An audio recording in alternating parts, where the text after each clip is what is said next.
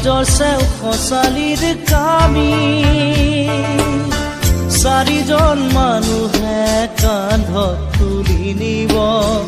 চাৰিজন মানুহে কান্ধত তুলি নিব নৈৰ ঘাটলে বুলি মোৰ মনাই ঐ নৈৰ ঘাটলে বুলি দেহৰ ভৰসা নাই বুজিছানে নাই দেহৰ ভৰসা নাই বুজিছানে নাই আজি হাঁহি আছো